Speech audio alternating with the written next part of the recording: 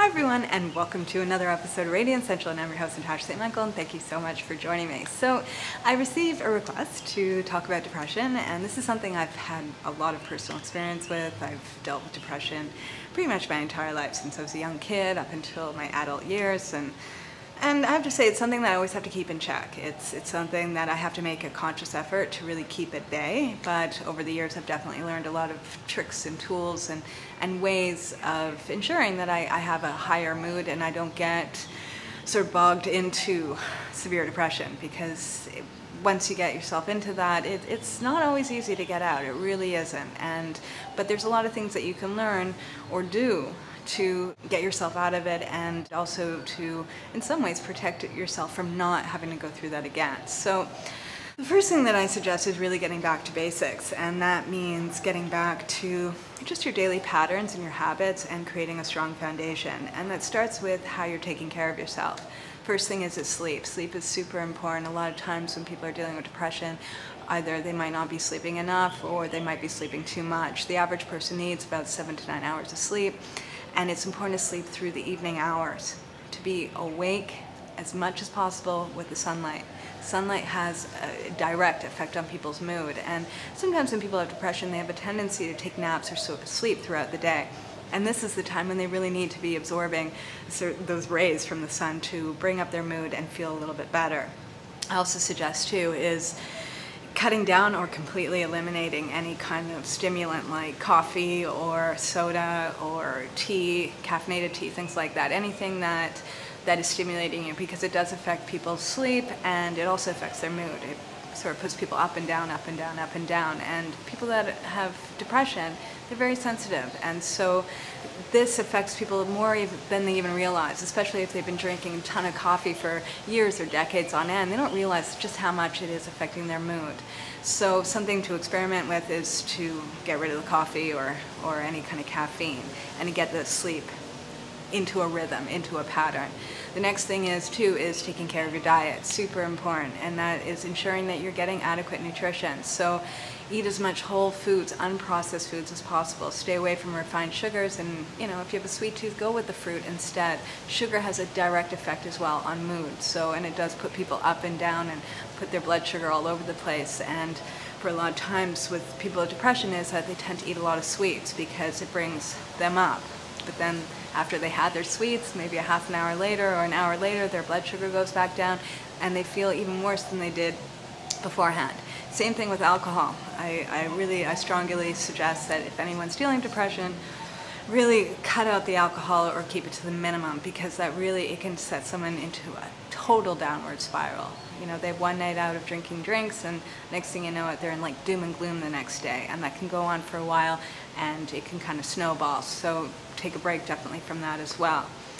I also suggest too, relating to diet, is to make sure to get a lot of greens and a lot of vegetables into your diet, because it does have a lot of good minerals in it, and that also helps with serotonin production, eating a good healthy diet. As well as omega-3s, super important for brain function, and a lot of times people do have deficiencies in that, or they're not getting that much, and so it's important to eat foods that are rich in omega-3s, which would be oily fish or free-range organic chicken eggs that have omega-3 in them, or if you need a vegetable source, things like chia seeds are great for omega-3. So with diet in general, it's eat a healthy diet, stay away from the junk food as much as possible. And the next thing having to do with creating a solid foundation is also getting fit. Exercise. Exercise is super important. Every time you're moving and exercising, you are getting the endorphins going in your body, which is also great for elevating the mood. And I find just in general, most people that start exercising that deal with depression do notice a huge difference. I know for myself, if I don't exercise for like 2 days in a row, I start feeling the doom and gloom, and just my mood is heavy and I don't feel good. So that for me, exercise is like my natural antidepressant. I'm in the gym, I'm moving around, I'm walking, I'm taking any opportunity I have to move around, and it makes a huge, huge, huge difference.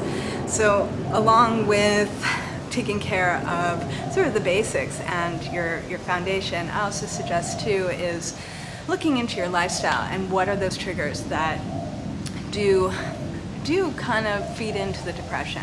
I find television and surfing the net, being on the internet too long, those are two things that drain people of their energy and can also create some anxiety and can be very isolating and very depressing, and it sucks the time out too. So I do suggest if someone's dealing with a lot of depression is to try and decrease the amount of time that they're spending surfing the net or sitting in front of the television or playing video games, all of that, and start doing other activities, physical activities, creative activities, things that take you out of your home, activities that you're not alone, that you're actually, whether you're interacting with people or not, but that you're surrounded by people. That makes a huge difference. We've noticed, like in the past few decades, the numbers of people that have depression and suffering from depression, just it keeps going up and up. And at the same time, you know, technology is advancing more and more people are more isolated, you know, so it's important to sort of take a step back and look at, like, you know, what are you doing every day? What is your lifestyle like? What are your habits like? Are they separating you or are they connecting you? Okay, so one thing I really do suggest, which makes a huge difference, is to sort of assess the situation and think, you know, what are my triggers? This helped me a lot, was to think about, you know, what are the things that make me depressed? You know, what are the things that I do or don't do that really bring my mood down, and to make a list. You know, like as I said before, if I don't exercise for a few days, I feel terrible. If I don't leave my home for a day, I feel awful. Okay, and a lot of times what ends up happening is it's kind of like you start spiraling down, especially if you know, if I don't leave my home and I'm not exercising, it's within a few days I'm in doom and gloom. So I always have a mental notice to, like, you know, I check in with myself to ask myself, okay, what am I doing? Why do I feel so bad? What have I done today?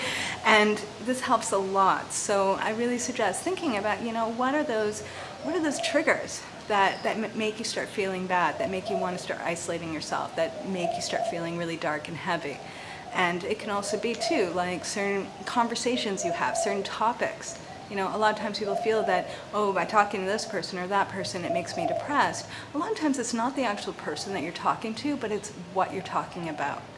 And a lot of times people feel like they need to isolate themselves because whenever they see a certain person and they bring up these certain things, it makes them feel bad. So they feel, oh, you know, they relate feeling bad to that person. But it's more, a lot of times it's the topics. And so just knowing, you know, when we talk about this or that, it makes me feel really bad, then you know in the future, I gotta change the conversation next time that comes up. I gotta move things, the focus away from those things. I also suggest too is making a list of all the things that make you feel good. Super, super important, okay?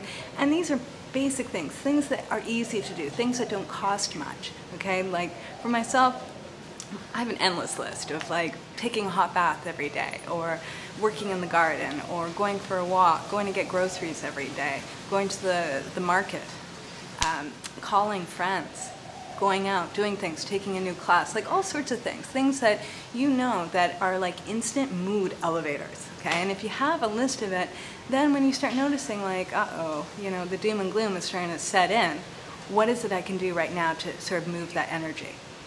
Okay, so the next thing I do want to talk about is not isolating yourself, because this is a huge one. And I find with most people that suffer from depression is a lot of times they have the personality type where they're very independent. They're very self-reliant. They can entertain themselves. They don't mind being alone. They like being alone. And they feel, in some ways, kind of safer being alone. And the issue with this is that if they're too much alone, then the depression starts setting in. And it's hard to get out of that cycle because they feel most comfortable being alone. But at the same time, being too much alone can perpetuate the problem. And so one thing I really suggest for anyone that's dealing with depression is that this is really the time to get out and start connecting with people, or even just doing activities, as I said before, where it might involve other people, but you don't necessarily need to interact. You know, like me, I have to go to the gym every day because it makes me feel better. Just being around people. It's not like I have to talk to everyone. It's not like I'm socializing there, but just seeing people makes a huge difference. You know, or even for me, like I go walking on the beach, just seeing things, getting out of my home, getting out of my thoughts, getting out of me, and being around people and being out in the world It makes a huge difference. So I really suggest is thinking about that. What are ways that you can comfortably go out and be around people that just give you a little bit of a separation and give you a break as well from your thoughts? Because the main thing with depression is that it's what's going on in someone's head, you know, and that a lot of times when they're isolated is that they're thinking more and more and more of all the bad, all the negativity, and they're feeling it more and more and more. And so you get so focused in on just that. But the moment you sort of move away from this closed environment, you can get a step away from the thoughts, maybe even distract yourself from the thoughts. Then when you go back to it, you can kind of see it at a better perspective. And you can just gain a little bit more insight into what's really going on. So I suggest for anyone that's dealing with depression, really get out there and be around people, and also connect with friends and family, people that you like, you know, talk to them, let people know what's going on. Super, super important. I also suggest too, which is something a little bit different, but that has helped me tremendously, is doing volunteer work.